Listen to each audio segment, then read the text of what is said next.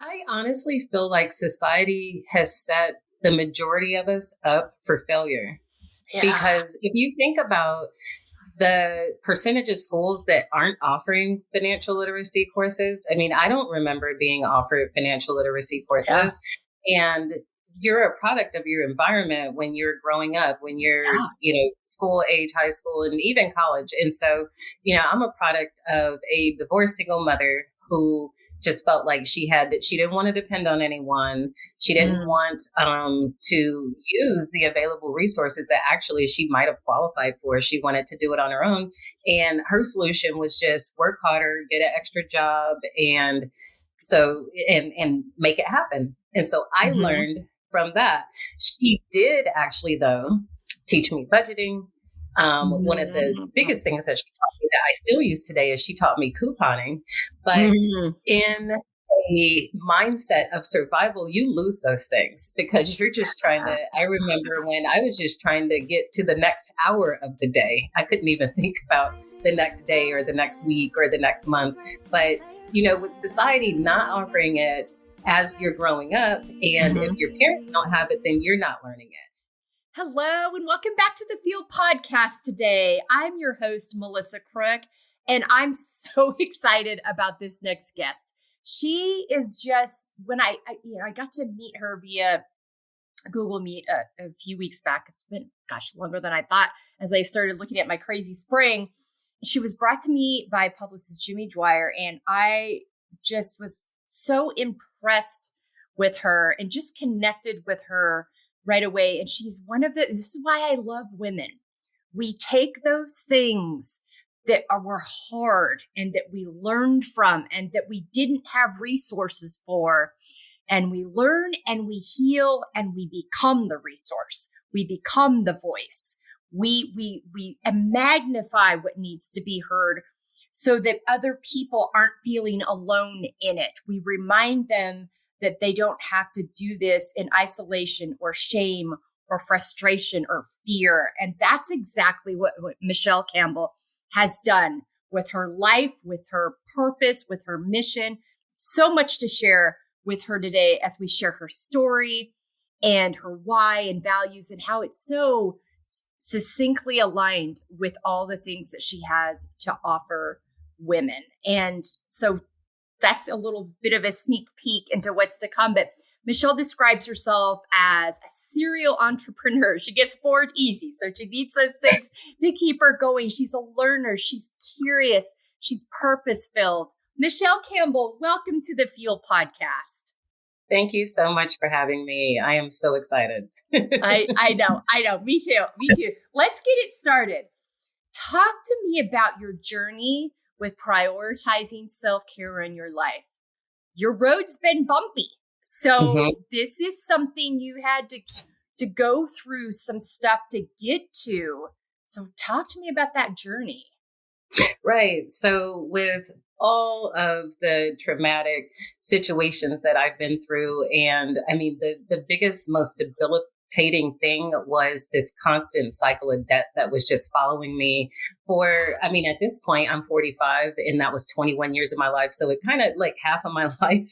And through that, what I didn't realize was the thing that I've always done has been to journal and meditate and try to just understand, even things that I don't agree with. If I can understand, it helps me. And so that's something that I've done my whole life, but I never realized that was actually the key to getting out of all of that. And so through all of it and the journaling, once I started just focusing on myself, and that, so it empowers me so much. I mean, whenever I'm confused, whenever I'm lost, whenever I'm tired, whenever I'm not motivated, I mean, that's what I do first is just journal. That is what helped me get through it and just kind of face it and see how everything connects and works together and find out why is this happening and what is this supposed to. It's not really about the why. I've said this earlier this week or even today probably, but I try not to focus on the why. Like I ask myself the why, but really the answer is in the what. What is this supposed to be teaching me? What is this supposed to be showing me? What is this supposed to be helping me with? Yeah. Well, and when you reframe it that way, it helps you to be more curious rather than like, oh, why is this happening to me? It's like, Right. what, that reframe can be really a powerful mind shift. Talk to me about the importance and what you've learned about healthy boundaries in your life. Your first 21 years, there was a lot.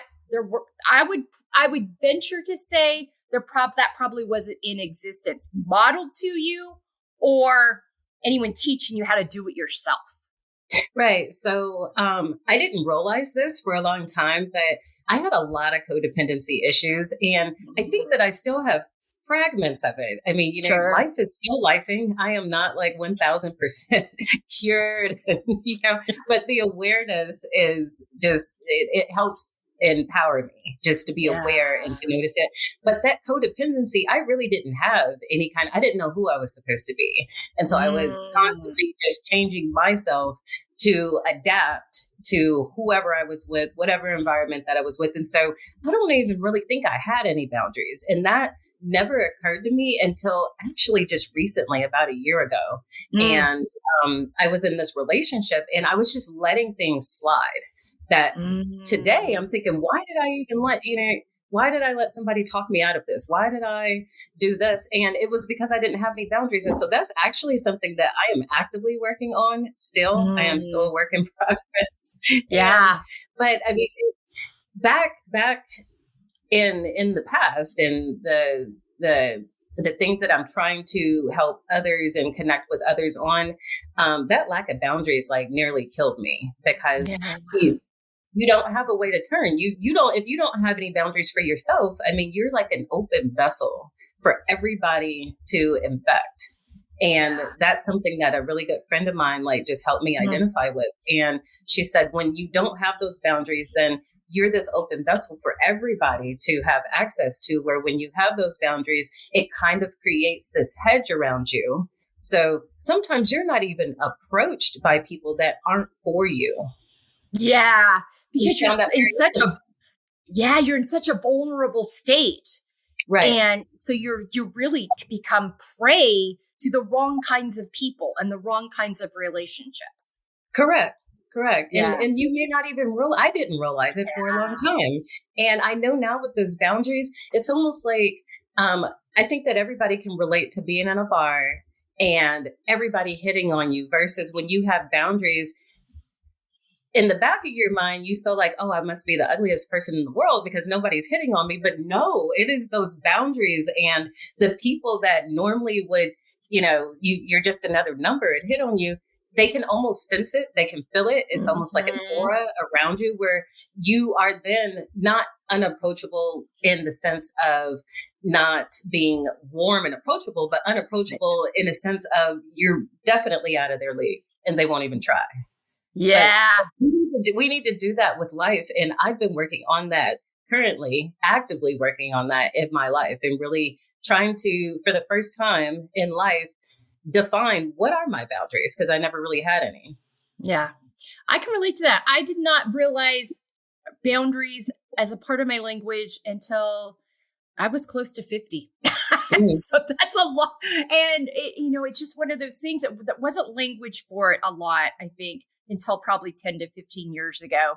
But also when you come up with those codependent relationships and you're just trying to keep yourself emotionally safe in different environments, that's the last thing you're thinking about. You're just trying to morph into whatever it is you need to be to survive those different moments. And so, you don't even have the opportunity to explore that. But yeah, I hear you on like this framework. I tell people all the time, I'm like, this framework I offer to people because I needed it first and I still need it. So do not think I have arrived. I am working. I am a work in process and still figuring this out too. But yeah, I think it's that realization. And then once you acknowledge it and you know it, then you can address it. But this really goes nicely into, and this is what I want to really get into, taking care of our emotional, mental, physical, spiritual health. We don't talk enough about how financial health and knowledge impacts these other areas, and the lack of that is available when we're younger, especially I think we need to talk more about the impacts of generational wealth, even that has been passed on for generations, the impacts of systems that we might be doing all the things we can, but the impacts of systems that keep us from being able to move forward because we don't have this education. My daughters, 2 of my 3 daughters, my oldest didn't get this because she was at a different high school, but my middle daughter and youngest daughter had a financial literacy course that they had to take at their high school before they could graduate. And I was like, how are we not Oak Park River Forest High School in Oak Park, Illinois? Kudos to you. I don't know why I never had it. And we didn't have it at the previous high school we were at. You don't see it very often. Like, how are we not talking about this? Why are we assuming that kids are getting this at home? They may, and it's such an important point. This has become a really important part of your work and being a resource.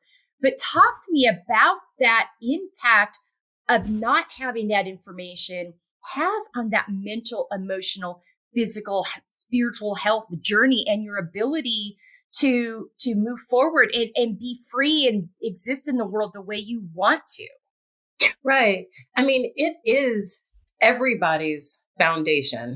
If you are not financially literate, then you cannot become financially stable. And that affects everything, especially emotional health. I think emotional health before everything else, because one side of it is if you're not talking about it, and, we don't talk about these things. No one's talking to you about what's your credit score. But we should, because that's absolutely it connects us. And so because you don't have that outlet, you feel very alone and you feel shameful of it. And there's no way to get rid of that negative energy. And so you're this facade to everybody around you because you have all this inner turmoil going on, whether it's debt, whether it's, credit cards being too charged up, whether it's, defaulting on a loan, regardless of what it is, living paycheck to paycheck, not having money for an emergency. I mean, it's, you don't have to necessarily be in debt to feel it, but because you're not talking about it, then you feel alone and you feel shameful and then you get depressed. And then that's affecting your relationships. You're not showing up the way that you need to in relationships. 1, because you're not being transparent. You're not being authentic. 2, because you're hiding the reality of the financial situation. And so maybe there is a time that you couldn't afford to go to lunch, but you're going anyway, which is putting you digging your grave deeper, and so I feel like that is the first step with everybody. It's our overall foundation. And then even with work, I mean, when you think about your mood that you're in, if you're on the way to work and you're finding out, your phone is getting disconnected or your car is getting repossessed tomorrow or something, you're not showing up at work properly because that's on the back end, in your mind. And I mean, it just creates this like hamster wheel, never ending cycle. And that's exactly where I was. And I didn't realize it. And now, like, I'm actually really happy that I had the courage to be as transparent as I was, because I mean, all the things that I talk about, I planned on taking to the grave. And just me, myself, and I was working on it. Clearly, me, myself, and I did not know it all. And that was not working for me. And so at my very rock bottom, it was just like, so why don't we try to be this 100 that everybody claims they're being today in the world? Why don't we be honest about it? I mean, what's there to hide now? Yeah. I mean, and I feel like what makes me laugh about that is celebrities. And so they don't have a choice, like you become famous and then all of a sudden it's in the news that you filed bankruptcy. So if we're finding out, and people are almost like shaming them for it or making fun of them for it, and they didn't even have the choice to publicly announce this very personal information, but actually it's happening to more of us than we realize. And we should have these conversations because I've been saying this forever, that it's the one thing that connects us. When you are with people that you love and that you trust and, your family and your close friends, we should talk about, so what's your credit score? What's your interest rate on your mortgage? Is your house paid off? What's your retirement account looking like? What are you investing in? These are the conversations that we should be having. Yeah. And normalizing them. And right. and then being honest and authentic of like, yeah, we're living paycheck to paycheck right now. We made some decisions in 2005. And I say 2009, I know that's 20 years ago, but you make decisions in 2005 about whether you're going to stay home for a while when the third kid is born, or whether you're going to continue to pay that cost, for this car because you think you need to have this thing for this job to look this way. I mean, these things have long-term impacts because there's a trickle-down effect that happens. Let's talk about that, normalize it, learn those lessons, and start talking. And this is something I wish we had done more proactively with our daughters. We didn't completely not do it, but we did, looking back now, knowing what I know now, I'm like, even getting in a little early. We got a little bit bailed out with the second and third one because they got the financial literacy course in high school. But, just realizing, let's normalize these conversations when they're young, talk about openly.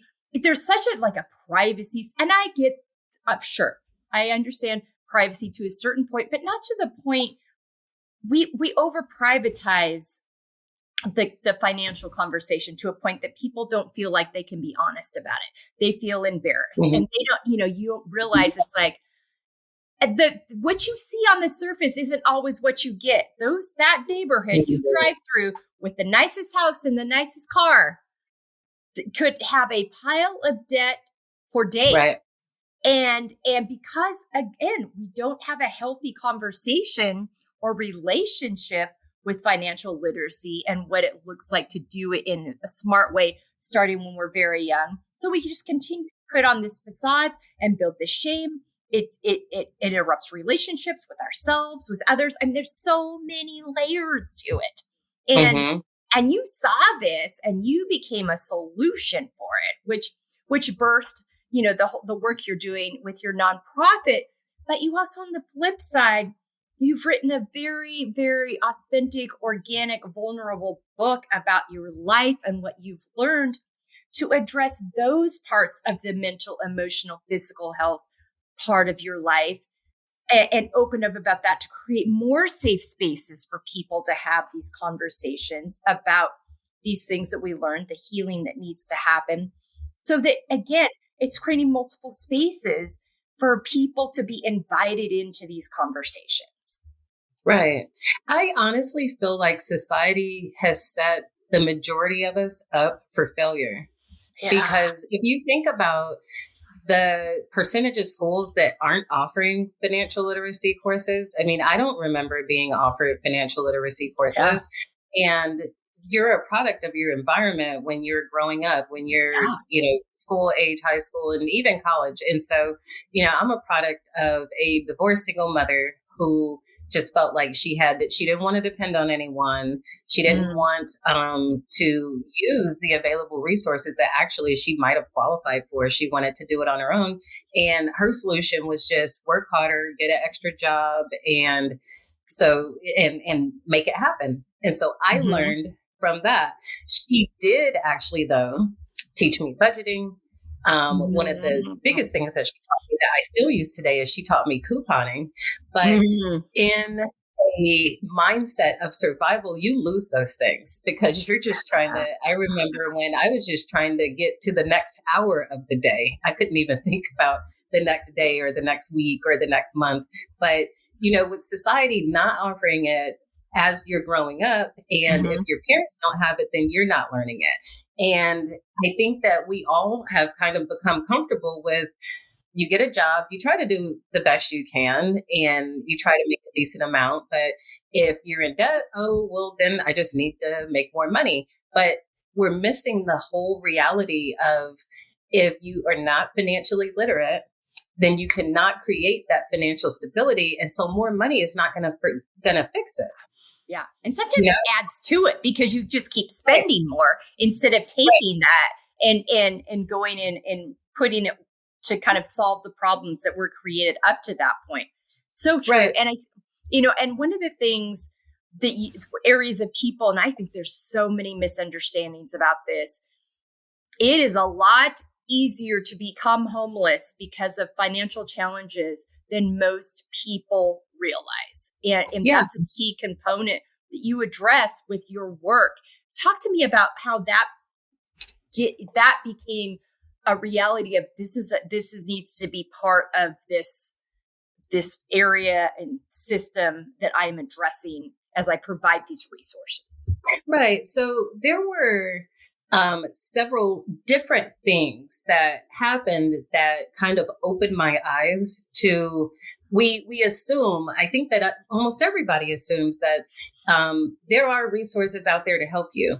Yes, there are, but there are also kind of, I'm having a brain fart on the word that I want to use, but everybody's not eligible. Just let me say right. that. Right. And I became, what I learned and what I was gathering from all of this was I was in that group of people that were not eligible because God forbid I worked and somehow I made too much money to qualify. I was not sick. I did not have an addiction. I was not retirement age. I did not have any kids. I was not a veteran. And that whole demographic is kind of left out. And I specifically remember, I think it was like my second or third eviction because I experienced 5 of them. But I think it was like the second or third one.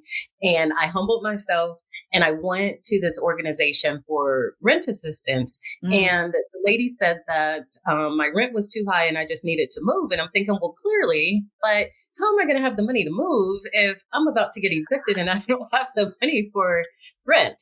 And then it's different in every state, but in Georgia, the housing assistance programs are run almost like a lottery. And so you just have to hope and pray that your name is going to pop up when they have eligibility and when they have housing. And of course, first they're looking at those that they feel are most vulnerable, which are those different groups that I just mentioned. And I wasn't included in that group. And I'm thinking, how unfair?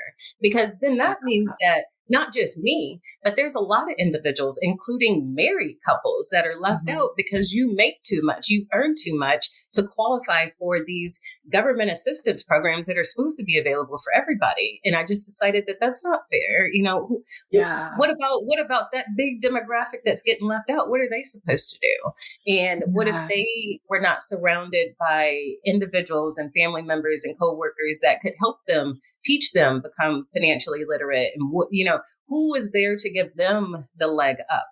And it still angers me because my heart goes out because that's a lot of us that are living out there with those circumstances. And I mean, even if you have kids, if you make too much, like you don't qualify, but that doesn't mean that you shouldn't be eligible for a grant to help you build emergency savings or even taught about emergency savings and how to build a retirement fund and how to invest and how to make a budget.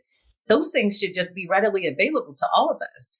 And the industry itself, I feel there are people, hats off to Dave Ramsey, who are fortunately writing financial books that everybody can understand. But before then, the language and the jargon and the communities that they were in were just so far from everybody else. It was like a haves and a have-nots society within, all of us. And so it's like, where are you supposed to get this help? And so we've just accepted, well, I get a second job and I guess we'll just, work to pay down this debt. And that's what life is. But that's not what life is. I mean, that's not what financial freedom is. And I'm not even talking about from having millions and being able to work 2 hours one day a week. I'm talking about just the very basics of having an emergency fund, knowing that your bills are paid and that you can enjoy your life and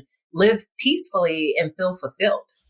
Yeah. And having your nervous system at that state, because the working poor is a very real thing in this country. And we don't talk about it enough. There are too many people out there working 2-3 jobs, 12 to 16 hours a day, 6 and 7 days a week, just to try to make it day to day, week to week, month to month, to have enough food on the table, to be able to meet very basic needs, and the stress that involves, going back to that mental, emotional, physical health, the impacts of that. And so the systems to just give people a chance to, and like you say, get a leg up. And we're missing the mark on that. But that's where you became a resource. And that's what I love so much about you in your story. You saw this need, or like, there is a huge gap here. And we have got to start talking about that, which goes so nicely into how you show up for yourself unapologetically, and you support others in doing so. You became the resource that you did not see. Talk to me about that journey between you being able to get yourself out of that situation, and then the evolution of you, like, I can also now be a resource to other people. We shouldn't have to live like this. Right. So while I was still in that constant cycle of debt, I wanted so badly to, I'm a very spiritual person, and I was trying to, by the letter, follow all of God's laws and what he expects us to do, because I'm thinking, this has got to work. I need something to work. So, I'm doing everything that I can. And the one thing that I wasn't able to do during that time was tithe and survive. And now it just makes me laugh, because if I would have tithed, then I would have had the 90% to live off of. It just would have been done for me. I didn't know that then. But so back then, I just started doing outreach on my own, just out of true compassion, because, they always say that no matter what you're going through and no matter where you are in life, that there's always someone else that would rather be where you are. So there's always someone else doing worse than you. And and I couldn't even imagine that, but on my own, I just would perform small random acts of kindness. I would, and I didn't even know these people, true strangers. Maybe I could have gotten hustled a couple times. I don't know. I didn't care, because I knew that I was doing it with a pure heart. But then I just always told myself, one day I'm going to do this on a larger platform, be able to do it bigger. I had no idea that it would morph into this. But so, and fast forward to my rock bottom, I was experiencing, that day I experienced my 4th repossession, and it was so funny. I kept looking out the window like, is the car really gone? I'm going to wake up. I know I am. Yeah. Is this a dream? Yeah. So back then I worked as a driver. So, I really was upside down because it was the middle of the month. Rent was going to be due soon. Now I have no car to go and work and earn money. And I had around $190 in my account, and this was between maybe 3 or 4 accounts, and probably less than that if I counted overdrafts and stuff like that. But so I was forced into this isolation that actually ended up changing my life forever. And following that whole spiritual desire, I cold turkey put myself on a spiritual 21-day foodless fast, which came at perfect timing. Just being funny about that, because I had just gone grocery shopping. So I had all these brand new groceries, and the next day, literally, I'm going to put myself on this foodless fast. But, I was desperate. It really came out of desperation. I'm like, I don't know what to do. And I need to just try this. And those 21 days changed my life. And it was over those 21 days of just being in my head and journaling and trying to connect the what with the why and figure out how to get out of that it was revealed. The purpose was revealed, that it wasn't, the carnal side or the reality was, yes, I made some bad decisions and maybe overspent different times, but I wasn't living a reckless life. And so, that's basically what put me there. But the spiritual meaning behind it was was just greater than that, because then I realized and put together that, I do want to help other people through this. And it made me more relatable to be able to go through it. No, I don't think that anybody would take me seriously if I'm telling them you can get out of $500,000 worth of debt if I had never, been homeless and had the repossessions and the bankruptcies or anything. No, people would be looking at me like, please, girl, like, let's talk to someone real. So I saw that as the spiritual connection and the spiritual reason why. And I immediately started making a plan. I mean, I had nothing else to do. I couldn't go anywhere. I didn't have a car. So I journal. I've been journaling my whole life, but, I just took out notebook paper and just started writing down all the debt. I call that knowing your numbers. And, I stress that to everyone. You need to know what your credit score is. You need to know what's on that credit report. We get a free one every year from all three bureaus. You need to know how much interest you're paying. I mean, maybe you can negotiate it down. Maybe you can get a payment arrangement. There's different things. And so I just started facing it. I was running from things and kind of, just trying to always play catch up, but it made it more real to face it during that time. And I had the time. I opened up a ton of mail from years and years that hadn't been opened, old credit cards, and made a spreadsheet. And then I started actively calling those creditors and working out payment plans, negotiating with them. And I always tell people this too. When you can't make a payment or when you're in trouble, call them first. Don't just not answer the phone like me and ignore the mail and ignore the bills, because they're actually willing to work with you, but they start getting mean, and it hurts you on both sides. It hurts your credit, it hurts you mentally, and it hurts your relationship with them when you just become MIA. Yeah. So, the fear and the shame piece. I know it's scary.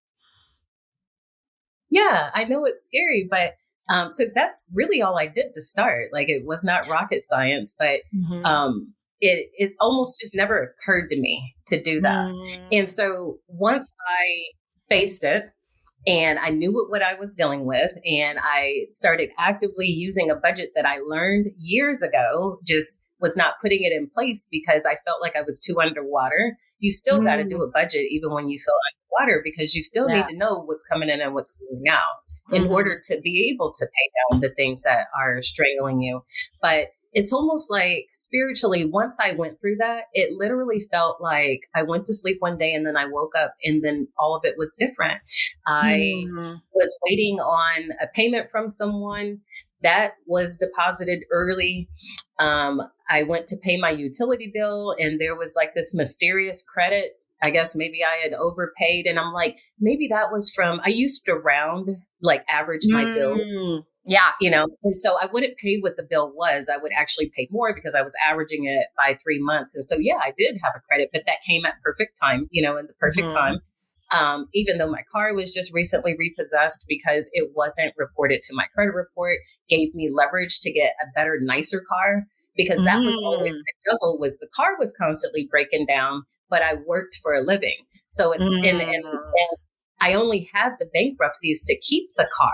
Like, stupid. The attorney tried to talk me out of it. He's like, you don't even have enough debt to declare bankruptcy. And I'm like, but it's the only way I can keep my car. So it's like, do you make the bankruptcy payment to avoid the repossession, or do you fix the car so that it's safe to drive for work? You can only do one. Which one do you do?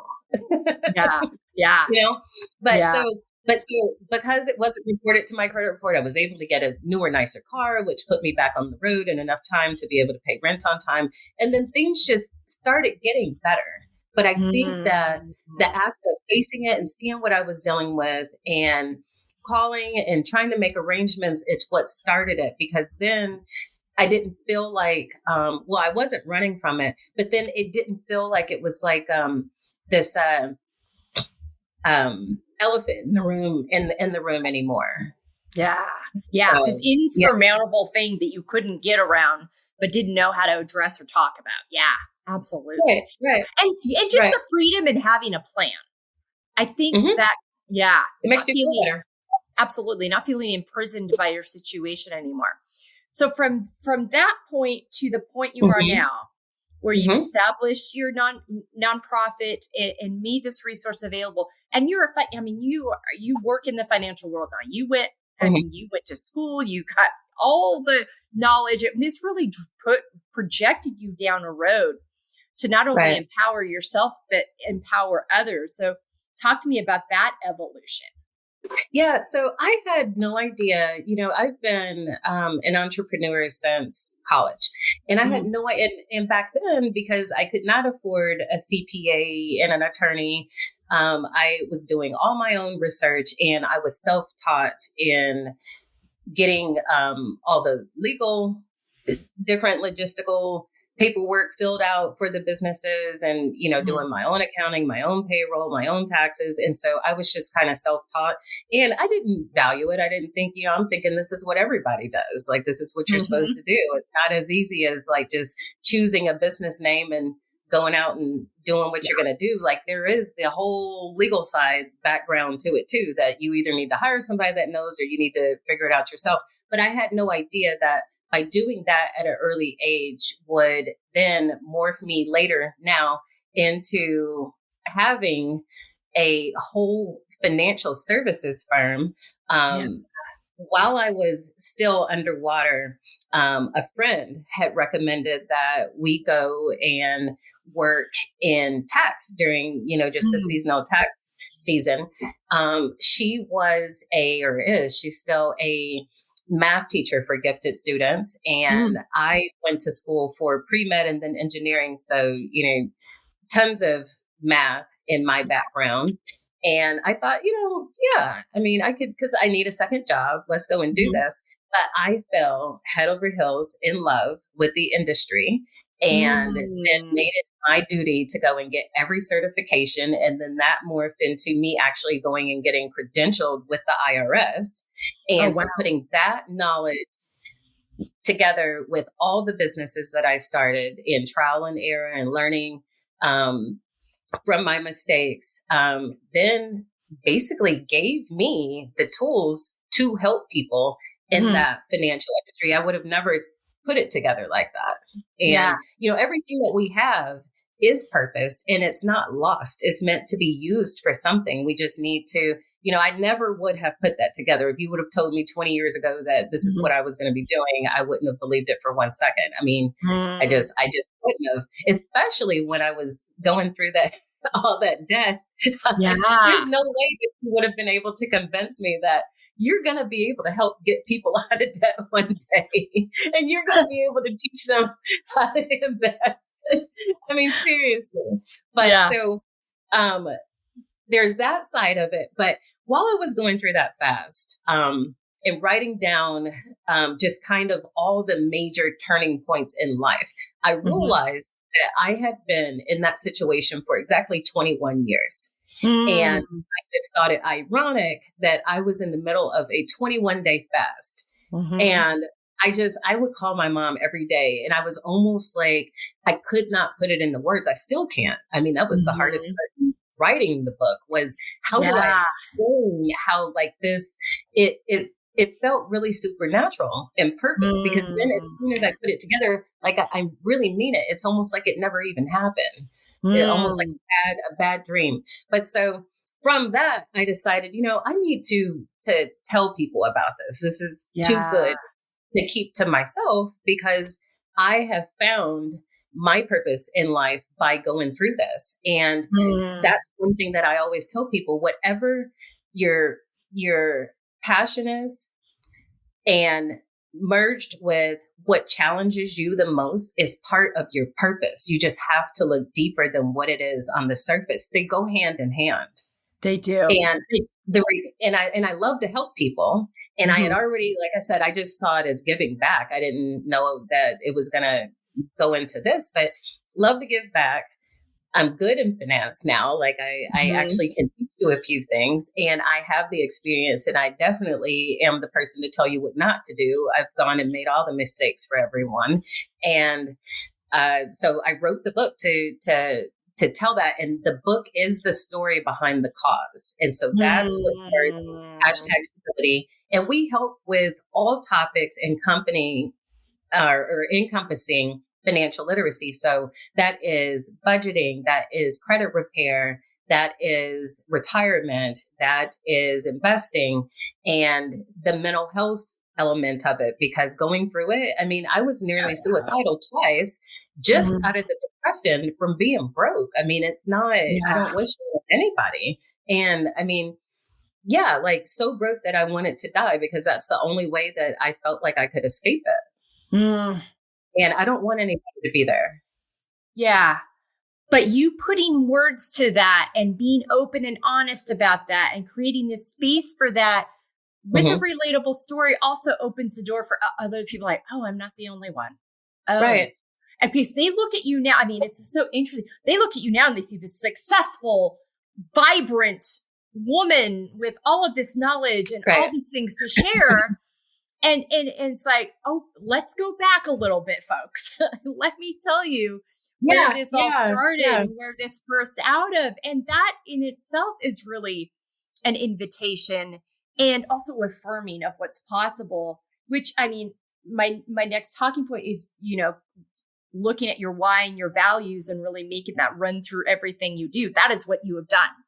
This journey that you went on, this 21 days and the following what you learned out of that and finding, but that you fell in love with finance, and which I think is a powerful thing for women too, because there's so many narratives even to this day around women and finances and women knowing their finances and being comfortable in their finances and the importance of that and getting rid of these kind of gender stereotypes that happen in finance. Does that play into your work as well? A little bit, because the resources are open for everybody, and you know, they're free for everybody. So, you know, men, women, married couples, like everybody. But I feel like just as women, we kind of have been a little stifled in our growth, because it's almost like it was like a men's club where they all helped each other and taught each other, and they learned from each other, and they were giving each other legs up just from information. And we kind of didn't have our own group or organization or anything that just reached out just for women so that we could feel comfortable. And I'm happy, very happy to be a part of that, because you're not alone in this. And that's why I would love to start like another Me Too movement of, you know, I had a bankruptcy. Me too. My car got repossessed. Me too. Because we're not talking about it, but everybody has been or is going through something or knows someone. You know, maybe it's not you directly, but you know someone, and they're probably afraid to talk to you just out of that judgment and that shame. You know, from you and within themselves. I mean, I was just in a debilitating state of depression, and I didn't know why, but then it magnified everything else, you know. And this had stemmed from a child, and it kind of started with this lack of acceptance and belonging. And so my idea to get that acceptance and belonging was through maybe I needed to look better. Okay, well, to look better, you have to have money. Okay, well, then I'm willing to do whatever I need to do to get money. But because I did not have that financial that financial stability under me from being financially literate, having more money, there were times that I had a ton of money. There's no reason why I should have been broke or in debt. But I didn't really know the tools. And then the ones that I did have, I was not actively using. So we have to think about that too, because the things that you're dealing with now, those challenges, most of those challenges, they stemmed from something. And that's what I discovered too over that fast was, I mean, you know, I was laying everything bare, and I was really trying to figure out how this started. Where did it come from? When did this start? What was the mindset behind it that put me here? Because it starts in the mind first before it ever magnifies through your emotions. Absolutely. And those thoughts and narratives that we start believing about ourselves, and we stop asking you know, we get into these states, we stop asking why. We stop getting curious, and we start getting judgmental and scared and fearful, and it just starts piling up on each other. But you being willing to do this for yourself and you being willing to get curious and getting curious as to the root of where this was coming from really laid the groundwork for you to go from living out of others' expectations, whatever they defined, especially within, when we have codependent relationships, we don't realize how much we allow others to define what they expect from us versus us defining that for ourselves. Did this feel like the beginning of you making that shift from living out of others' expectations to your own expectations? For sure, because I had no idea who I was back then. It's almost like I was recently telling someone that I don't know her. The person in the book, I don't know her at all. I mean, I wish she was my kid and I would shake her because I don't know her. I cannot relate to anything that was in the mindset. I can't relate to any of my actions or perceptions or anything except for out of a state of wanting acceptance and a sense of belonging and survival. That is it. And that person is so far from who I am. It is almost like looking in a reverse mirror of, I'm happy it did happen that way because then, now I have the rest of my life to live my best life. But I think about all the years that I wasted when I just was confused. And that's something else along with that financial stability that we need to first start building for our children of tomorrow. But that identity, we don't really talk about that either. And so, my mom, like I said, she was a divorced single parent. She just worked and she was in school and trying to make sure that I had the best life that I could have. And she definitely made sure of that. But she was very supportive, but she didn't realize how I needed to be supported. I didn't even realize how I needed to be supported. Yeah. And so back then I really could have used the influence of you're enough and you're okay the way you are. And if someone doesn't accept you, then they're not for you. But she was busy trying to make sure that we had a better life than what she grew up doing. And so that wasn't the focus. And so that actually went hand in hand and it caused the abuse of money. I talk a lot about our relationships with money. And so my relationship with money was very toxic because it was for the approval and acceptance of other people based off of that codependency. That's what got me there. Not because I was on purpose, just being this reckless person running around creating debt. You hit on something so important there is that the why behind the money issues, the connection in identity, wanting to belong. That, I think, is a more common theme than people want to talk about in their lives and how they get into situations. They buy the house that's a little above their pay grade. They buy the car that's a little above their pay grade. The outfits, the clothes, the saying yes to dinners and nights out. That's really out. And all of a sudden, it is piling up because you're using credit cards because you can't use cash to keep up with this facade and lifestyle you're trying to live to fill this void that keeps you from getting in touch with you and operating out of your authentic self because you're trying to meet other people's expectations because you're just craving this space and place to belong and you just need to realize, it's all within me. I am beautiful and complex and nuanced and chaotic and all those things. And all those things are true about me. And that's okay. And that's good. I am not broken, but the systems that I'm living in and utilizing in my life are broken. And because I always talk about, let's take the identity piece out of this and talk about the systems, because that's where we get into trouble. We identify with these situations we get ourselves in and make those our identity and then we're like, I'm so stupid. Oh, that was so bad. Oh, that was whatever. No, that decision might have been bad. That decision might have been stupid. That choice, but not you. And so separating, taking out your identity from that and not attaching it to these things. But again, those are things we don't talk about. And, those are things we should be, that we got to be talking about at young ages so that we have that foundation. Right. It's extremely hard, I'm not gonna lie, to be vulnerable with even Yeah. with yourself. I mean, that Yeah. part is the hardest. Once I was able Mhm. to look at myself and tell myself the truth, then Yeah. it made it so much easier to be open to talk to other people. And I remember when judgment and um all of that used to just control my life. Hmm. Uh, in other words, totally control my life where I can't, I'm worried about what somebody else says and what somebody else thinks. But once I was honest and vulnerable with myself, then I could feel years and years and layers of all of that criticism and judgment from other people like just fall off of me.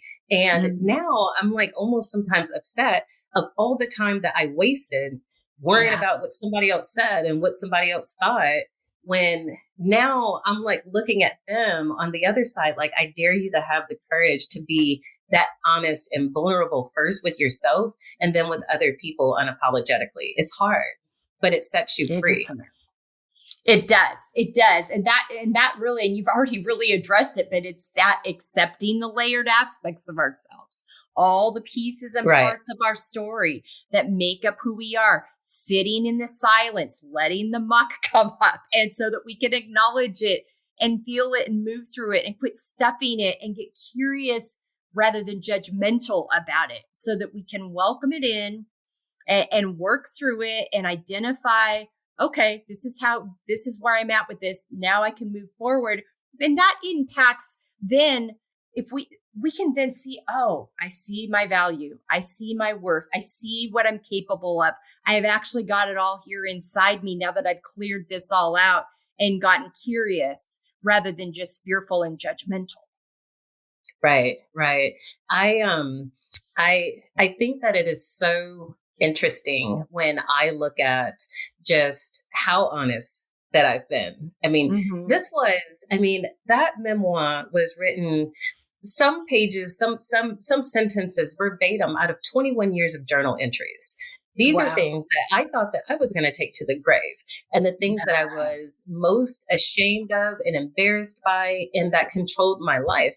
And it was hidden from everybody. When my mom read my story, she didn't even know half of the stuff that was going on because I didn't Wow. tell her, and that's my best friend. Like I didn't tell Yeah. her. You know, it's hard. And so, but if we all do that, I'm not saying everybody needs to go and get on national television or anything and tell all their business, but try being 1000% honest in this world where everybody claims that they're keeping it 100. I'm looking on the other side like, no, you're not. Yeah. Because, would you be willing to tell someone like, oh, I can't go to lunch because I can't afford it, or my account's overdrawn, or I'm already in debt? Like, would you be willing to be that honest? Mm-hmm. Or would you be afraid of the judgment, the criticism, the shame that comes from that? Yeah. And you never know, especially when you do that. You just are honest, like not in the budget this week, already over tapped there. It might actually get them off the hook too and make them think. I mean, you never know. I mean, so I think just that you just opening that up. It starts with you. You hit it on the head. It starts with you. You're not going to be able to connect with other people and communicate openly and authentically until you're first doing it with yourself, which really goes into my, this last talking point here of talk to me about how living out feel, finding empowerment, embracing layers, which is what you have done, has impacted your relationship with yourself as well as your relationship with other people. So first, the relationship with myself, now I have boundaries, and I feel like now I'm having too many boundaries. I recently just did kind of like my own exercise of writing down some of my boundaries, and I'm looking at them like, is that going a little bit too far? But no, like if it's something that's going to make me feel comfortable and it's something that I'm demanding for myself, then no. I mean, this is how I want people around me to show up in my life and how I want to show up for them and how I want to feel. So no. But I am, for the first time in life, creating boundaries.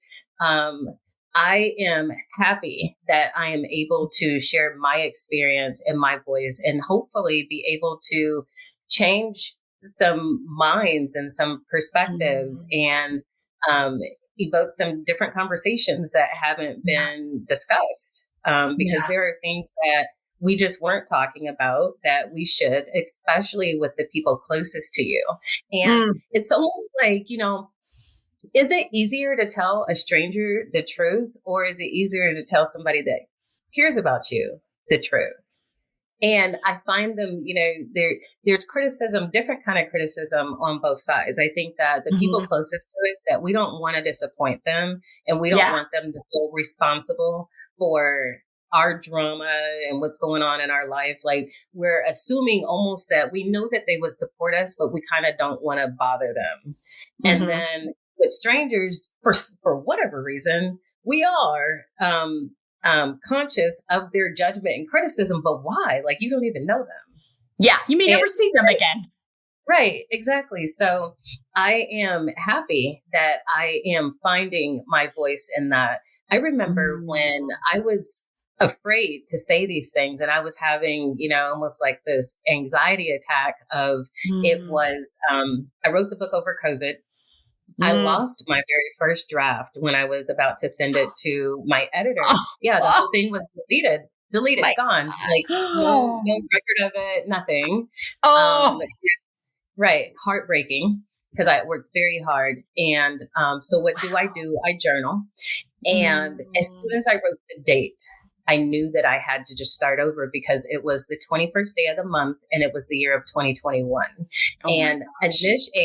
And I had this come to Jesus over my very first 21-day fast, so I'm just like, that 21 was rearing its head. And so I was like, I have to tell this story. I could not remember how the original story began. I couldn't remember anything, but I think that the second time around, actually, I know the second time around, I was more authentic. The first time I was too worried about the characters in the books and offending people and stepping on toes. And so fast forward that into now it's time to send this book to an editor. I'm finished, and I'm nervous and anxious, because I'm just thinking, was I too harsh on some of the characters? Did I, but then it's like, no, this is exactly why this story needed to be told. And myself and several others out there, we didn't have validation. And that is from several different aspects out of life. And so when your feelings and emotions aren't validated and acknowledged, there's no way to get rid of that negative energy that you are internalizing. And so it just sticks with you and, just keeps adding to all of that badness in your life. And so I was dealing with that. And this kind of was an example of me. No, I have a voice. This is how I felt. This is what happened. And you don't have to agree with me. You don't have to relate to it. You don't have to, you had a different experience. So of course, like, your interpretation is going to be totally different than mine, but you can't tell me what I did feel and what I didn't, and what I went through, because you're not me. And so I am now embracing more of that and happy about it. Like, for so many years, I didn't feel like I had a voice. And I think, at least growing up in my family and my background, you weren't allowed to almost voice your opinions and your likes and your dislikes. And, it's like, just shut up and live and be a kid. But no, you need that outlet. Yeah. And so I am on purpose now living that way. And it has definitely empowered me, because these were things that were silenced before. And I am talking about things that are not socially acceptable to everybody, but that I know that other people are going through. And I know that I'm not the only one, and I want people to know that too. So for sure, those are now the active things that I am doing and making me feel and being empowered, and I'm enjoying it. Like, I feel like I'm almost having like another life. Like I had that life and then that person died. And this person is kind of like still in infant phase because like this is all new to me and being very vocal and being very honest. But I'm excited about it. And I wish that I would have just known to do this before. Yeah. Yeah. But you're doing it now. And I think that's so important. And it's so powerful when you finally realize that your voice deserves to be seen, known, and heard in whatever space and place you walk into. And I think that's something we're starting to see more now in this generation, I think, of parents with young kids. But let's make sure our kids understand. I understand about respect and obedience and all those things, but let's also validate our kids' emotions and allow them to have a place to say and speak them and help them work through the hard ones so that they have that background, that insight, that support. So they're not backtracking when they grow up and trying to find that voice and realize it deserves to be seen, known, and heard. Thank you so much for all of that. So good. Absolutely. So good. I also realize areas where by not having a voice or not being allowed, not feeling like you had a voice and being validated, then that was where that lack of acceptance and belonging came from, because then you're out there searching for it from somebody else. Exactly. Absolutely. And that leads us down another road of trouble. I mean, it doesn't lead us back to ourselves. It leads us away. Yeah, absolutely. Yeah. So important. Thank you so much for that. All right. We are down to the rapid fire, and then we're going to give you an opportunity to share how people can find you, follow you, all those things. But tell me 5 activities that nourish you. So the 5 activities that nourish me, I actually wrote them down because I didn't want to forget them. But the first one is absolutely fasting. That very first 21-day fast now has created a fasting culture for me. I usually get at least 3 fasts in a year completed. In a very good year, I get 4 completed. But it gives me that time to pause and be with myself, be with my emotions, be with my thoughts, journal, meditate, and it always renews me at the end. And I have a different perspective. It makes me feel refreshed, and I'm able to then navigate, another couple months of life and now my body tells me when I need to fast, because I feel scattered and I feel unmotivated and I feel kind of, down a little bit. And I just know that I just need to connect. And so for sure, fasting, journaling would be absolutely number 2, because I pour out on those pages and have been doing so for years. Number 3 would be dancing. It has been a first love of mine ever since I was a kid. I've done all types of dances. And now my favorite thing is to either watch live concerts on YouTube and act like I'm there, or take one of the dance classes on YouTube to learn all these new dances that they're coming out with. I'm obsessed, up all night doing that. Number 4 would definitely be gardening. I love being with the earth. My grandmother she had a huge garden. And so, I've been doing that since a kid, and I definitely have a green thumb, but I just like being outside and playing in the dirt. And I like seeing something. It gives you immediate gratification. There's nothing like even just as simple as a leaf blower and blowing off the porch. It instantly looks better. And I like that sense of instant gratification that you get from it, and just being within nature and getting vitamin D and fresh air. And then lastly, cooking. I am a closet chef, and food fuels the soul. And it's definitely one of my favorite things. And that's so funny. And so that actually even tells even more about how fasting is hard for me, because you can't eat for 21 days. Yeah. And I love food. And, it's always the last 3 days that are the hardest, because you know that you're about to be able to eat again. And I'm making lists on what I'm going to eat.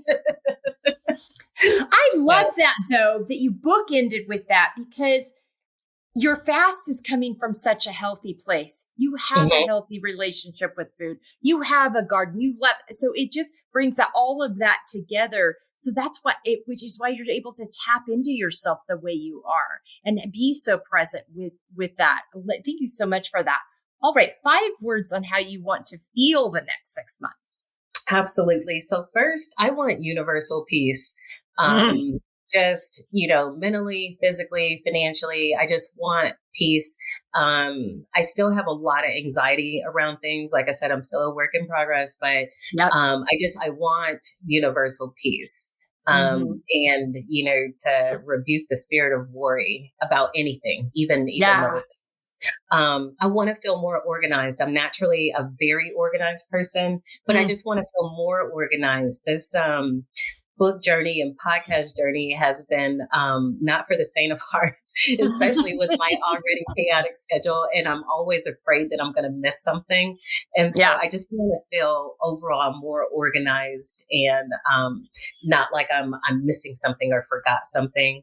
I want to feel fulfilled in life overall. So I want a sense of just gratitude and happiness that I'm not feeling lack of anything or like I need anything else. I feel like I feel that now, but then there are still things that I'm like, well, I think I should do this.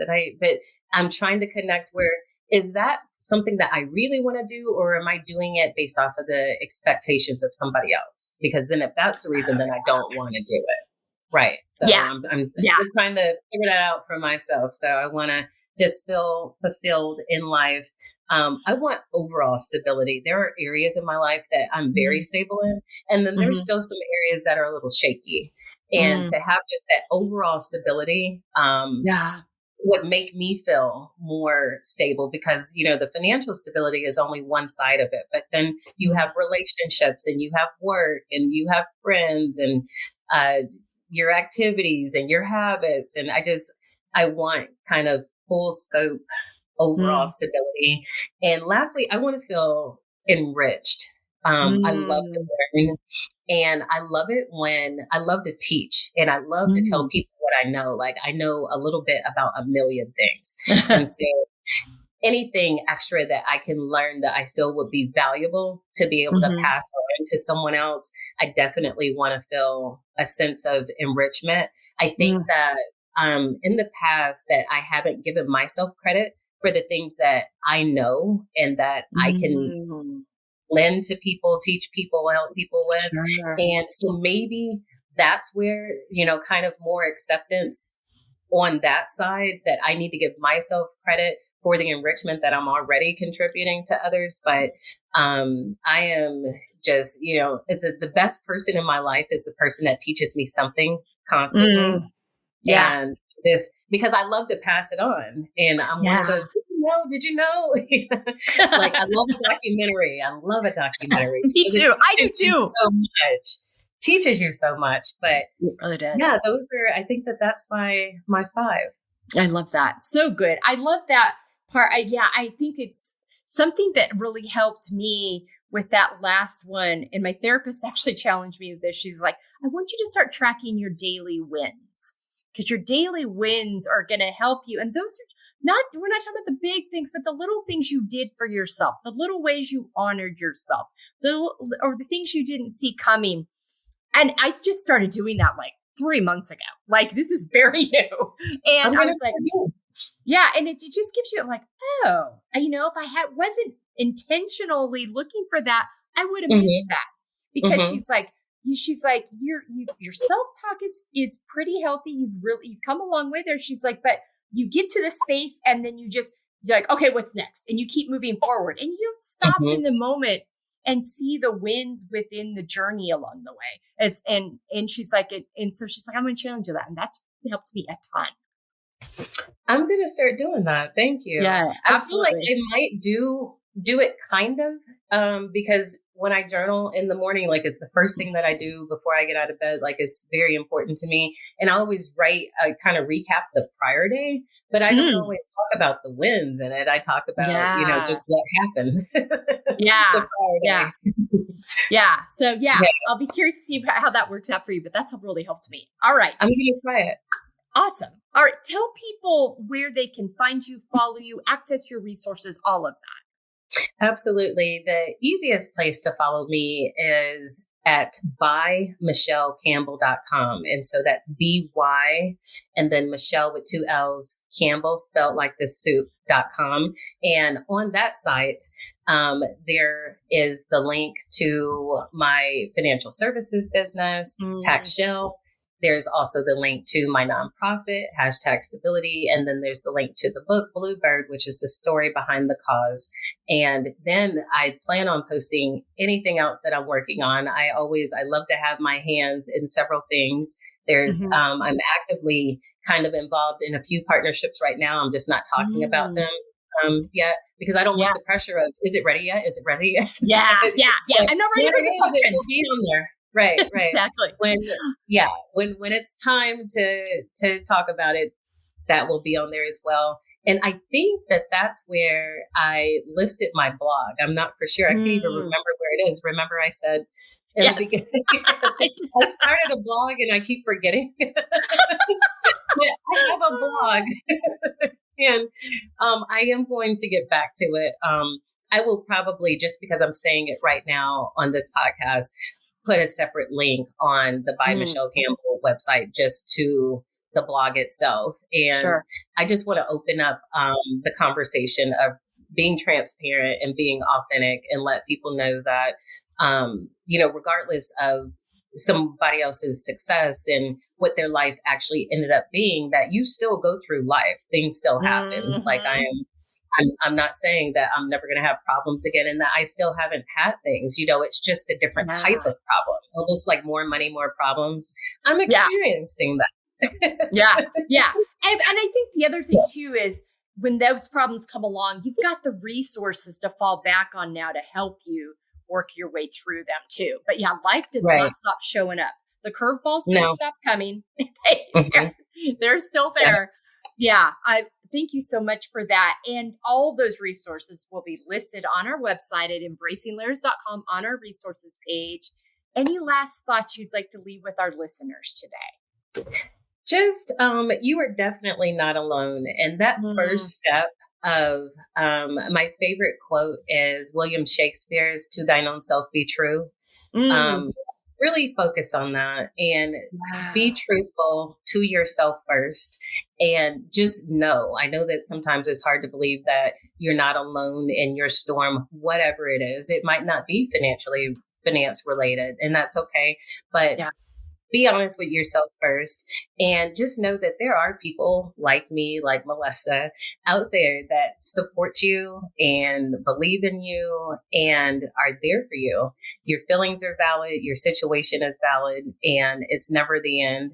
And then always just trying to find the why or the connecting the what with the why and taking that time to think back to where something stemmed from and what that has to do with what you're going through now. Because the challenges, I constantly say this, the challenges and the passion are directly connected to your purpose. Oh, that's so good. I love that. I love that wrap up of that. Thank you so much for your time today, Michelle. I appreciate it. I know you're busy. I love how you show up in the world and the authenticity and vulnerability of your story. But the voice that you've put out there and the invitation is for others, like, come on, let's talk about these things. Let's resource each other. Let's support each other. We don't have to bury these things and let the shame and the fear and the scarcity mindset get in the way of what can be true for us. And we do that by invitation and by sharing and open and honest conversations. And you've opened a whole gateway and door and resources for that. And I appreciate you so much for that. Absolutely. Thank you. I'm so happy that the universe is using my voice. I would have never thought that in a million years, but I am happy to be out there helping others. That's all of our jobs on Yeah. this earth. We're all here to give back something to one another. Yeah, absolutely. All right, listeners, you know where those resources are. Take a look at these things. Remember these last thoughts that Michelle has left with you today, and really think about that this week, and really look for ways to apply that in your life and support each other in doing so. Because it's coming together in community and supporting each other where we can create these safe spaces. Thanks so much for being with us. Take good care, and we'll see you next time here on the F.E.E.L Podcast. Hello, and thank you so much for being with us today on this episode of the F.E.E.L Podcast. If you would like more information on how you can apply these talking points that I share with our guests in each episode to your own life, really utilize this F.E.E.L framework, go to embracinglayers.com, fill out our contact form, and let's set up a free 30-minute consultation to talk about how you can start living your most authentic, organic, healthy, feel-fueled life. Thanks again for being with us today. We'll be back to you soon with another episode here on the F.E.E.L Podcast.